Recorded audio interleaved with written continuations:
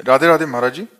महाराज जी, ये कह रहे हैं कि इन्होंने युवावस्था में किसी के प्रवचनों से प्रभावित आके घर वालों के विरोध में जाकर शरणागति प्राप्त की थी, परंतु बाद में पता चला कि वहां स्त्री शरणागत जीव को तन का समर्पण करना होता है प्रेम दान के नाम पर। महाराज अभी मैंने छोड़ दिया, बट अपराध तो नहीं लगेगा? कौन से शास्त्र में लिखा है भ्रष्ट आचरण? अरे गुरु बनाया जाता है, भगवान का नाम जप करो, भगवान के मार्ग में चलो, अपने तुम चलो, दूरी तुम रहो।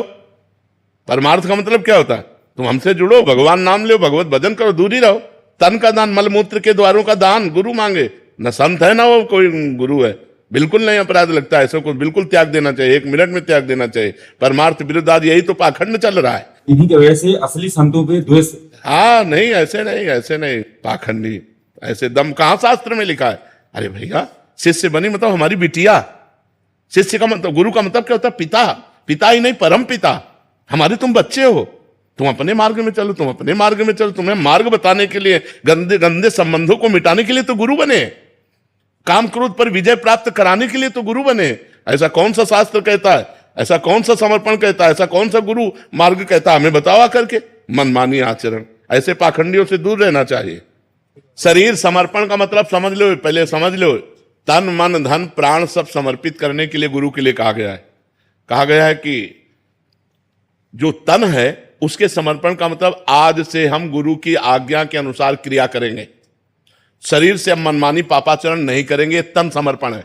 तन समर्पण का मतलब है कि आज से हमारे शरीर से वही कर्म होगा जो शास्त्र आज्ञा करता है, गुरु आज्ञा करता है। ये तन समर्पण है। मन समर्पण है कि मन से मैं वही सोचूंगा अब जो गुरुदेव ने बताया है। अब हमारा मन संसार को नहीं सोचेगा, प्रिया प्रीतम को सोचेगा। वाणी से हम गुरुदेव के द्वारा बताए हुए नाम जप करेंगे, कीर्तन करेंगे, भगवत कथा। ये समर्पण है। ये समर्पण के, ये कोई समर्पण की बातें, गंदी बातें हैं। ऐसी गंदी बात अगर किसी को कहीं भी दिखाई दे तो तत्काल दूरी हो जाओ, कोई अपराध नहीं लगेगा। वो कोई गुरु नहीं, वो कालने में बैठा हुआ है, पाखंड का रूप लिए हुए, वो गुरु नहीं है। गुरु वही है जो असत मार्ग से हटाकर सत मार्ग में लगावे, जो गंदी बातों से हटाकर तुम्हें अच्छी बातों में लगावे। जब गुरु से तुम कहो कि महाराज मेरे अंदर गंदी बात आ रही, तब उतनी सामर्थ्य उसके हो कि वो तुम्हारी गंदी बात हटाने की बात कह के तुम्हें सतमार्ग में चलाए, ना कि गंदी बात सुनकर तुम्हारा शोषण कर ले। वो गुरु नहीं, वो पाखंडी है, वो नाटकी है, वो मायावी है। ऐसे लोगों से दूर रहना चाहिए। ऐसा सतमार्ग नहीं होता। महाराज जी, गुरु सही और शिष्य कोई विद्रोह करे तो गुरु का कोई फर्क नहीं पड़ सकता। उस शिष्य का विरोध महाराज जी हम सांसारिक लोग कर सकते हैं, जो शिष्य गुरु का विरोध करते अपने आप वो बुझ जाएंगे, विरोध करने की जरूरत ही नहीं होती। आकाश में कोई थूक कर गंदा करना चाहे, मुंह अपना करेगा? बिल्कुल नहीं। देखो, संतों की निंदा लोग करते हैं, बड़े बड़े संतों की निंदा होती, वो निंदा करके अपना नाश कर लेते। संतों को कुछ होता है क्या?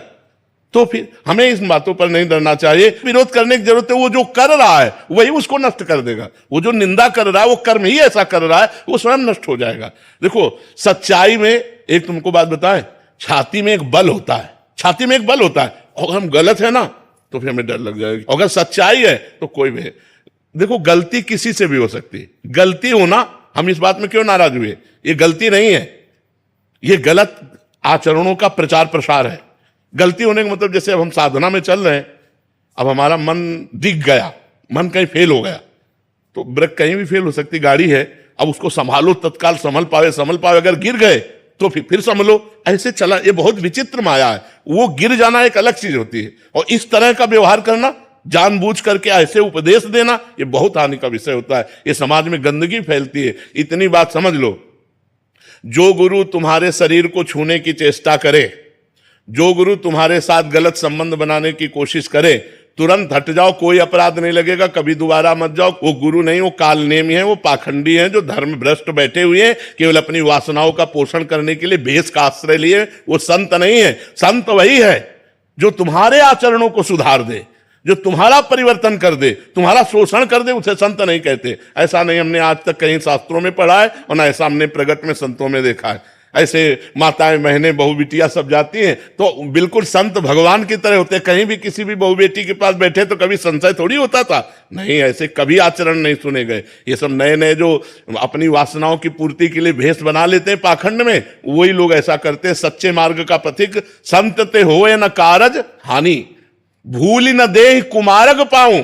संतों के लिए लिखा है, ऊसर बरसई तृण नहीं जामा, संत हृदय जिम उपज न कामा। सच्चे गुरु की और सच्चे संत की पहचान क्या है महाराज? जिनके पास जाने से भगवान का स्मरण होने लगे और सब आचरणों में सुधार होने लगे, बिना किसी प्रयास के सब आचरणों में सुधार होने लगे, सच्चे संत की ये पहचान है।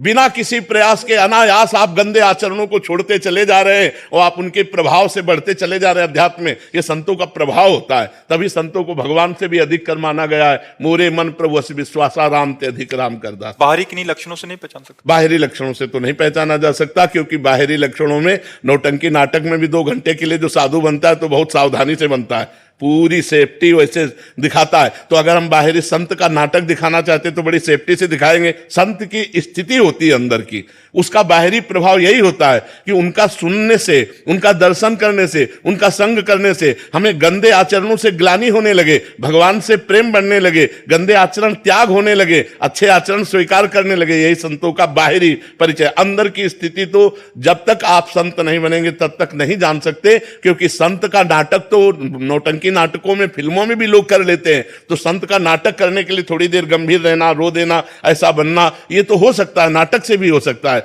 लेकिन वास्तविक अंदर क्या है ये तो वही जान सकता है जो उस कोटि का संत हो। तो देखते ही पता चल जाएगा कि नौटंकी नाटक कर रहा है या सच्चा है, या भगवान जानते हैं और या कोई उच्च कोटि का संत जानता है। दूसरा संतों को नहीं पहचाना जा सकता। सच्चे संत हमें मिले, इसके लिए हमें क्या भगवान से प्रार्थना करनी चाहिए कि हे भगवान मुझे सच्चे संत मिले। और जब भगवान कृपा करते, जब द्रवै दीन दयालु राघव तो साधु संगति पाइए। जब भगवान कृपा करते तब संतों का संग प्राप्त होता है। देव भगवान जिन गुरु को हम प्राण मानते हैं, रब्बर परमात्मा मानते हैं, उनकी कोई निंदा करते क्रोध अपने आप आ जाता है। नहीं सुनना चाहिए, छोड़ देना चाहिए। बातुल भूत विवश मतवारे ते नहीं बोले वचन विचारे। ये मूर्ख लोग, पागल लोग बोलते रहते हैं। देखो, संत की बाहरी बातों की ही प्रशंसा और निंदा होती है, आंतरिक स्थिति को तो कोई जान नहीं सकता। बाहरी बातों में जैसे बहुत भीड़ लग रही, अरे वो तो इतनी गाड़ी में चलते हैं, अरे इससे ज्यादा और क्या निंदा हो सकती है? बस यही संसार की बातें हैं। संसार यही चीजें तो देख पा रहा है, और क्या देख पा रहा है? संसार नहीं देख पाएगा।